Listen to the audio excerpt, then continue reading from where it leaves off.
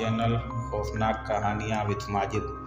तमाम video update के लिए खौफनाक कहानियाँ विथ माजिद को सब्सक्राइब करके बेल आइकॉन को ऑन कर दें। दूर तक जाती सुनसान सड़क और गहरा होता अंधेरा हारिस की परेशानी में इजाफा कर रहा था। एक तो ऊपर से अजनबी शहर, कोई जान पहचान का भी नहीं था। वो परेशान नज़रों से अपने अतराफ देख रहा था। बस से उतरने के बाद उसे समझ नहीं आ रहा था कि वो किस तरफ जाए। उसको लग रहा था कि उसने यहाँ आने में जल्दबाजी से काम लिया है, पर वो भी क्या करता, गुर्बत ने उसे यहाँ शहर आने पर मजबूर कर दिया था। गांव में ऐसा कोई मुनासिब काम था नहीं जिससे वो अपनी माँ और छोटे बहन भाइयों की कफालत करता। वालिद कम उम्री में ही फौत हो गए थे, वो ही घर का बड़ा था। माँ ने समझाया था उसे शहर आने से पहले, मगर उसके सर पर तो शहर आकर नौकरी का भूत सवार था। वो भी क्या करता, घर के हालात से परेशान हो गया था। चल बेटा हारिस, अल्लाह मालिक है, जब यहाँ आ ही गया है तो अल्लाह कोई असबाब भी मुहैया कर ही देगा। वो दिल ही दिल में खुद को तसल्ली देते हुए बैग उठाए अनजान रास्ते की जानिब गामजन था। बढ़ते हुए अंधेरे की वजह से उसे ठीक से नज़र नहीं आ रहा था कि वो किस तरफ जा रहा है। चलते चलते उसका पैर किसी चीज़ से टकराया और वो मुंह के बिल गिरा था। उसने गौर किया तो वो कोई कब्र थी। उसके बदन में सनसनी सी दौड़ गई। वो जल्दी से घबराकर कपड़े झाड़ कर खड़ा हुआ। वो उस वक्त किसी कब्रिस्तान में खड़ा था। वो जल्दी जल्दी आगे बढ़ने लगा। चाँद की हल्की रोशनी में अब वो बहुत गौर से देखकर चल रहा था। वो तेज़ तेज़ कदम उठा रहा था ताकि वो कब्रिस्तान की हदूद से बाहर निकल आए। बात सुनो बेटा। अपनी पुश्त पर किसी मर्दाना आवाज़ को सुनकर वो खौफज़दा सा हो गया और पलटे बगैर तेज़ तेज़ दौड़ने लगा। भागते भागते वो कब्रिस्तान की हदूद से बाहर निकल आया। अरे बेटा सुनो तो, वो आदमी उसके पीछे आते हुए बोला। डरो नहीं, मैं इधर का रहने वाला हूँ। वो उम्र रसीदा आदमी था और हारिस की आंखों में छाए खौफ को देखकर उसे तसल्ली देने लगा। मैं यहाँ से गुज़र रहा था कि मेरी नज़र तुम पर पड़ी। इस शहर में नए मालूम हो रहे हो। जी मैं गांव से आया हूँ नौकरी की तलाश में। हारिस ज़रा मुतमईन होते हुए बोला। अच्छा। बूढ़ा उसकी बात पर सर हिलाने लगा। मैं यहाँ किसी को नहीं जानता और मुझे रिहाइश का भी नहीं पता। हारिस कुछ झिझकते हुए बोला। रिहाइश की तुम फिक्र ना करो, यहाँ करीब ही मेरा घर है, वहाँ तुम रह सकते हो। बूढ़े की पेशकश पर हारिस की खुशी दिखनी थी। किराया क्या होगा? हारिस हिचकिचाते हुए बोला। किराए की फ़िक्र मत करो, जब तक दिल चाहे रहना। मैं और मेरी बीवी ही होते हैं घर में। हमारा अकेलापन भी दूर हो जाएगा और तुम्हारा रिहाइश का मसला भी हल हो जाएगा। बूढ़े की बात पर वो ममनूनियत से उनकी जानिब देखने लगा। उसे यकीन नहीं आ रहा था कि इतनी जल्दी उसके लिए आसानी हो जाएगी। बातें करते करते वो एक घर के करीब आकर रुक गए। घर काफ़ी खस्ता हालत में लग रहा था। वो दरवाज़ा खोलकर उसे अंदर ले आए। घर में दाखिल होते हुए अजीब सी ठंडक का एहसास हो रहा था। इतनी गर्मी में भी घर का माहौल अजीब सी ठंडक लिए हुए था। बड़ा सा सहन था जहाँ पर एक तख्त बिछा हुआ था। सहन के एक जानिब छोटा सा बावर्ची खाना बना हुआ था और दूसरी जानिब छोटा सा एक कमरा था जहाँ पलंग पर एक बूढ़ी औरत बैठी नज़र आ रही थी। सहन में लगे नीम के दरख्त पर बैठी काली स्याह बिल्ली बुरी तरह से हारिस को घूर रही थी। उसकी घूरती नज़रों से हारिस को वहशत का एहसास हो रहा था। सहन में बनी सीढ़ियों की जानिब वो बूढ़ा हारिस को लेकर बढ़ा जो ऊपर की जानिब जा रही थी। वो भी आहिस्ता आहिस्ता उनके पीछे सीढ़ियों पर चलने लगा। सीढ़ी के इख्तिताम पर एक छोटा सा कमरा था। कमरे के बिल्कुल बराबर छोटा सा बावर्ची खाना बना हुआ था। ये है तुम्हारा कमरा। वो बूढ़ा उसे कमरे में ले जाते हुए बोला। अब तुम आराम करो, मैं कुछ खाने को लाता हूँ।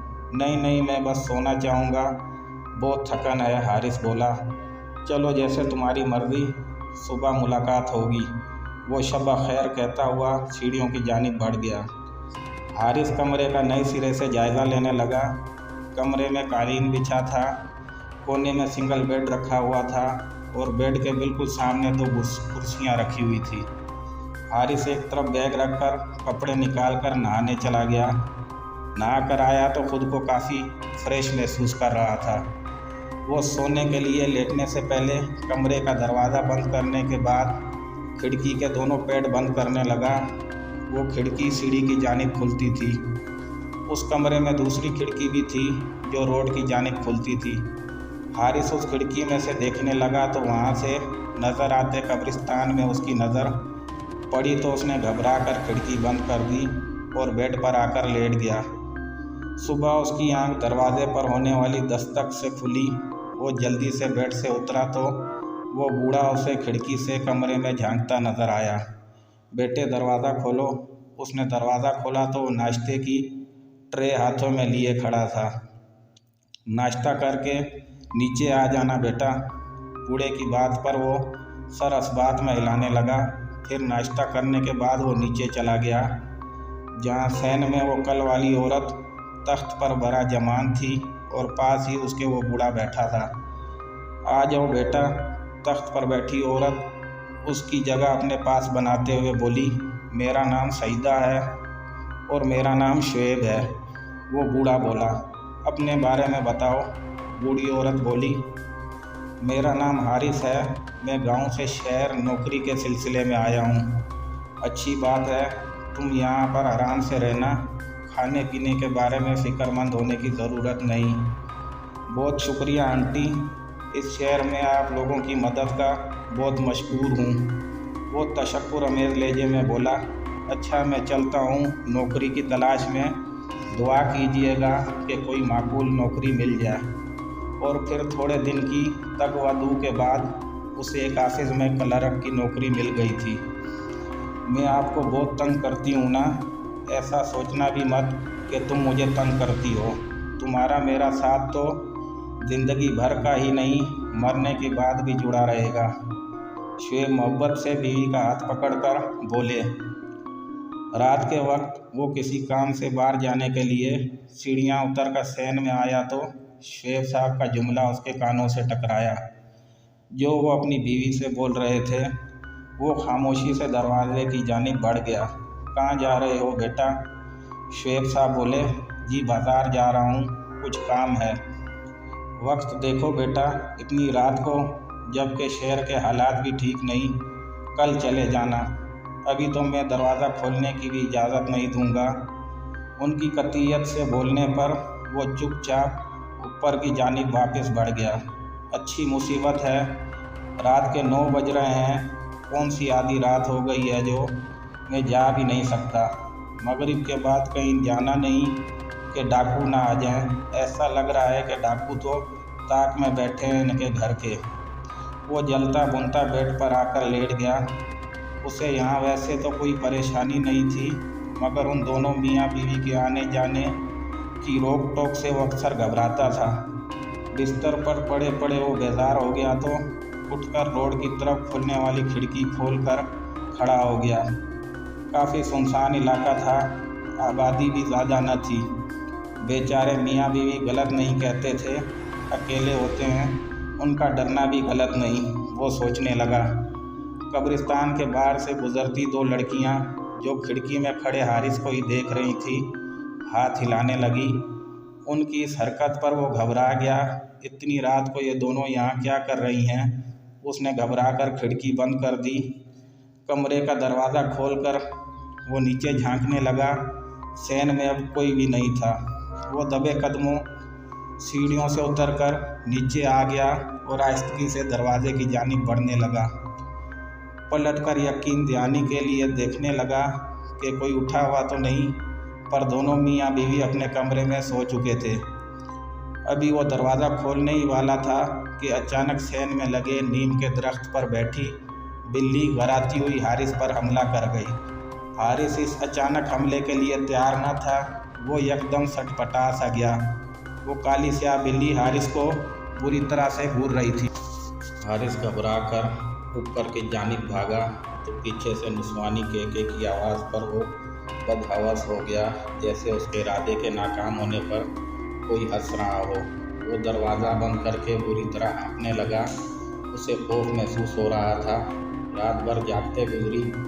फजर के वक्त जाकर उसकी आंख लगी। दूसरे दिन दफ्तर से वापसी पर घर आते हुए अपने पीछे आती नुस्वानी आवाज़ पर वो पलट कर देखने लगा। कैसे हैं आप? वही 2 लड़कियां थी रात हारिस ने जिनको खिड़की से देखा था। हमने आपको देखकर हाथ हिलाया था, मगर आपने तो ऐसे डर के खिड़की बंद की जैसे हाथ ना हिलाया हो, गोली मारी हो।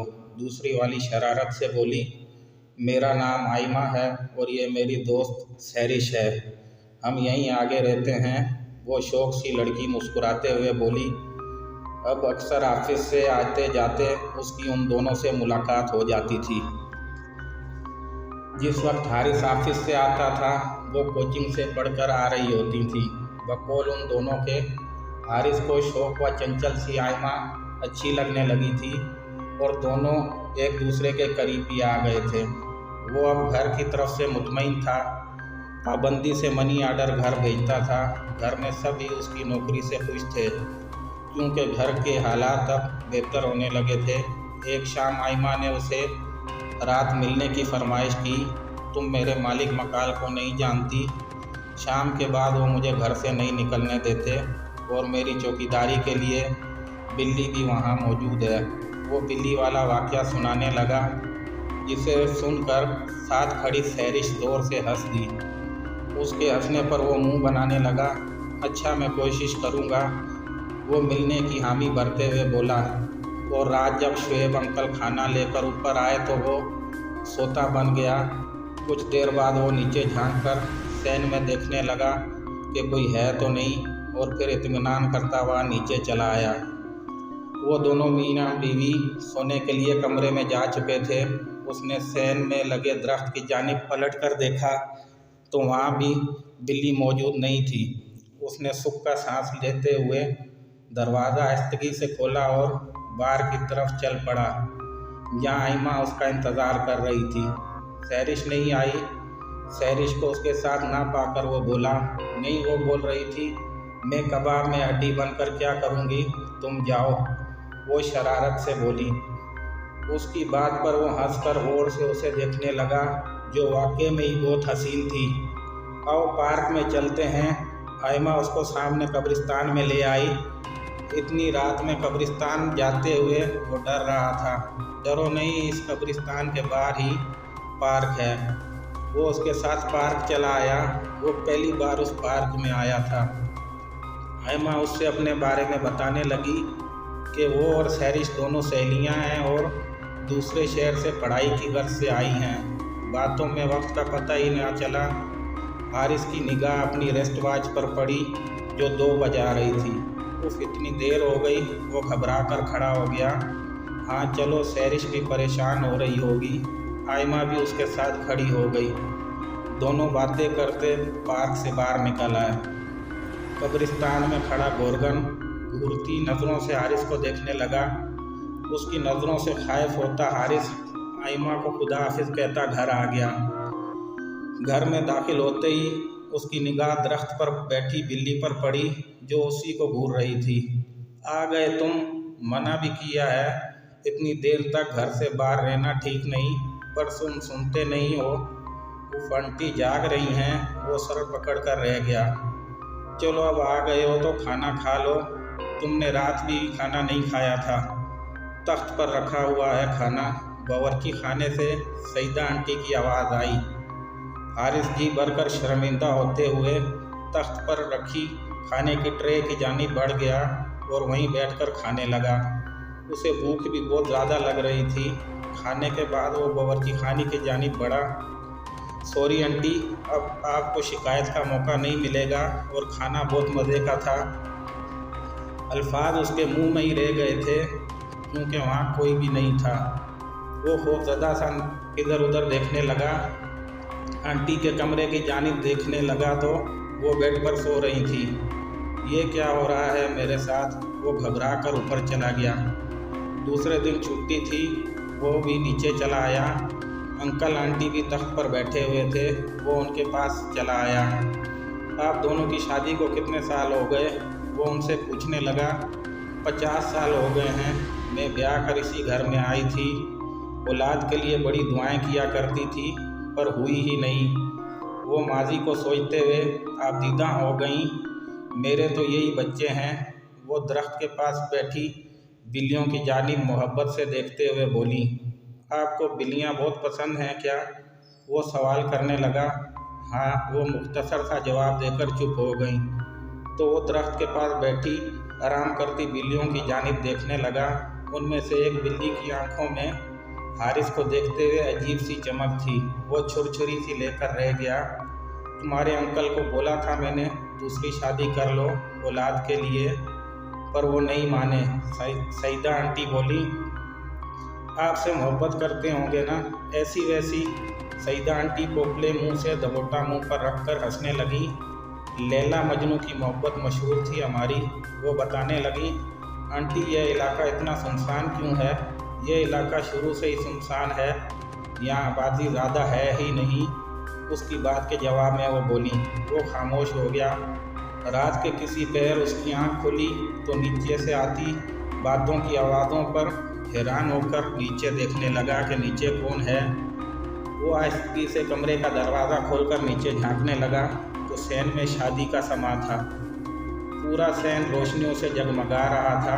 औरतें जर्द बर्ग लिबास पहने नजर आ रही थीं। मर्द भी नए लिबास जेबतन किए हुए थे। हारिस ने गौर किया तो तख्त पर एक लड़की दुल्हन बनी बैठी नजर आई और उसके गिर्द लड़कियां तैयार हुई बैठी थीं। खाने की इश्तिहा अंगेज खुशबू पूरे घर में फैली हुई थी।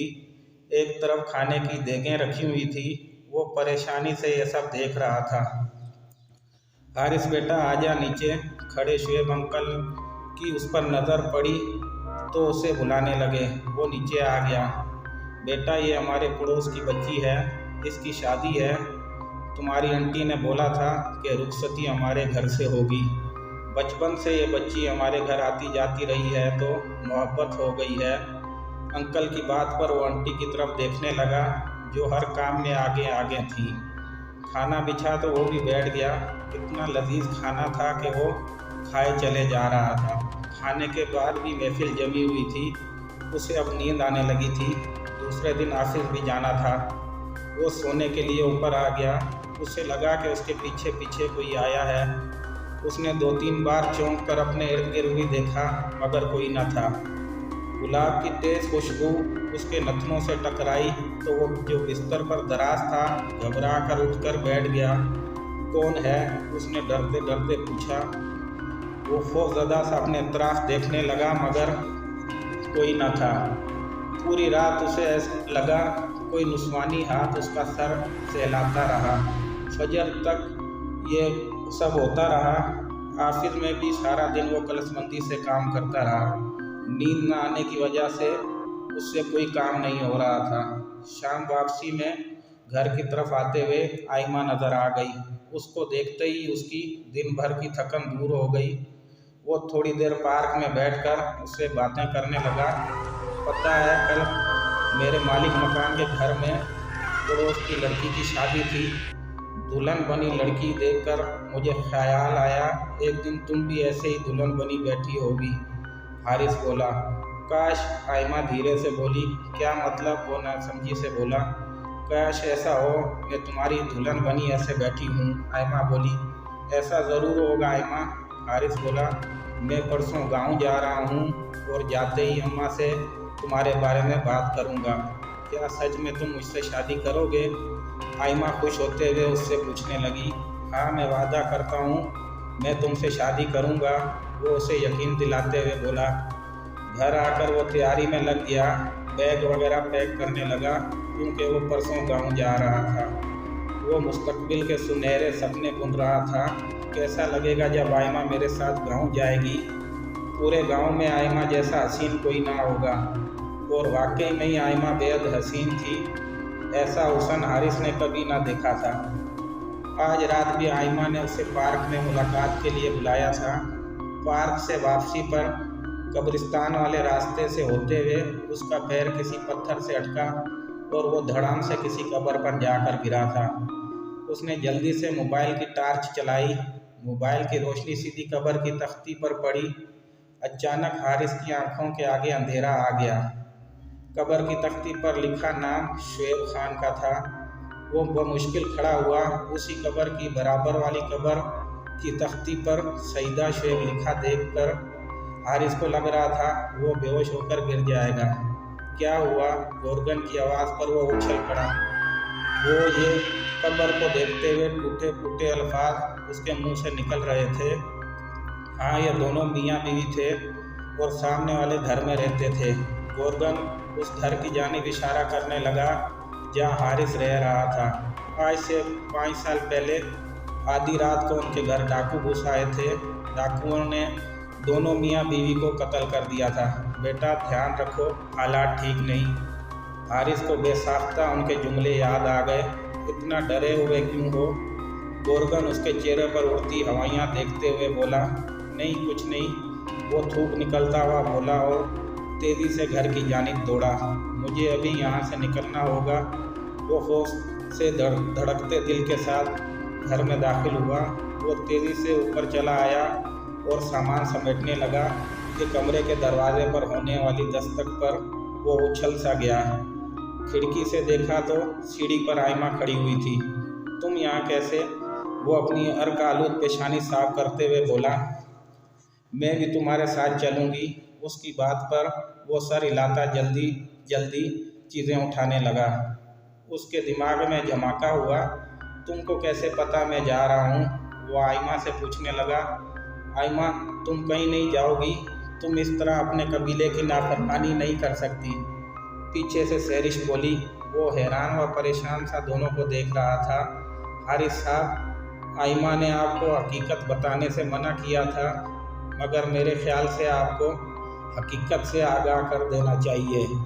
आयमा के लाख रोकने के बावजूद सैरिश बताने लगी कि उनका ताल्लुक जिनों के कबीले से है और सैन में लगे नीम के दरख्त पर वो अरसा दराज से अपने आबा व अजदाद के साथ रहती चली आ रही हैं। वो जो बिल्लियों के रूप में आपने देखा था वो हम ही थे। पहले ही दिन जब आपने इस घर में कदम रखा तभी आप आयमा को अच्छे लगने लगे। मैंने इसे बहुत रोका। अगर ये आपके साथ जाएगी तो हमारे कबीले के बड़े इसको तो मार ही देंगे, साथ आपकी जान को भी खतरा होगा। सईदा आंटी जब यहाँ ब्याह कर आई थी उनको तभी हमारी मौजूदगी का पता चल गया था। उनकी कोई औलाद नहीं थी, हम ही उनकी बेटियों की तरह हैं, पर वो दोनों भी कब के मर चुके हैं। ये घर खाली वीरान खंडर है, इधर कोई जिंदा इंसान नहीं। उस रात जो आपने शादी देखी थी वो भी हमारे कबीले की लड़की की थी। हारिस को लग रहा था किसी भी वक्त उसका दिल बंद हो जाएगा। उसका पूरा वजूद पसीने में भीगा हुआ था। हारिस, तुम कहीं नहीं जाओगे बेटा, तुम हमारे बेटे की तरह हो। शुएब अंकल सीढ़ी चढ़कर उसकी तरफ आने लगे। खौफजदा होकर उसने दरवाज़ा बंद कर दिया। ए अल्लाह, मेरी मदद कर, मैं कहाँ जिनों में फंस गया हूँ। वो फूट फूट कर रोते हुए अल्लाह से मदद मांगने लगा।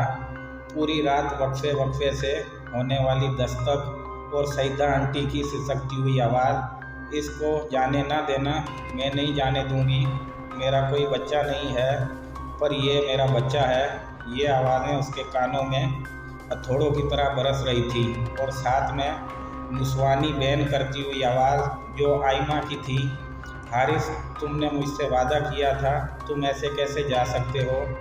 वो दोनों हाथ कानों पर रखे दरवाजे से पुश्त लगाए बैठा रहा। फजर के वक्त आवाज़ों का सिलसिला रुका। उसने दरवाज़ा खोलकर नीचे झांका जहाँ खामोशी थी।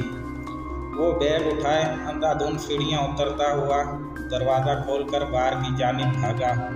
वो पूरी तरह से बस भाग रहा था। वो बाहर रोड की जानिब आकर आसमान की जानिब देखते हुए तशक्कुर के आंसू उसके गालों पर बह रहे थे। उसे यकीन नहीं आ रहा था कि वो बचकर आ गया। ये सोचकर ही उसके रोंगटे खड़े हो रहे थे कि वो 6 माह तक जिनों के दरमियान रहा था। आज उस बात को 10 साल बीत गए और पिछले 8 साल से वो यहाँ शहर में अपनी माँ और बीवी बच्चों के साथ मुकीम है।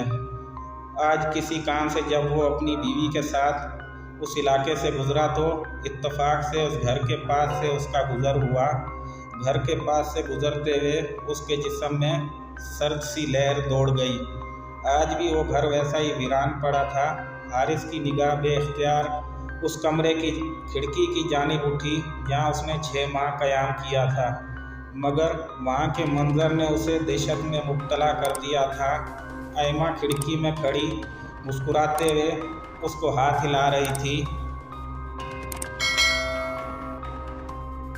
आपके पास भी अगर इस तरह के खौफनाक वाक़यात हैं तो व्हाट्सएप और ईमेल पर शेयर कीजिए। शुक्रिया।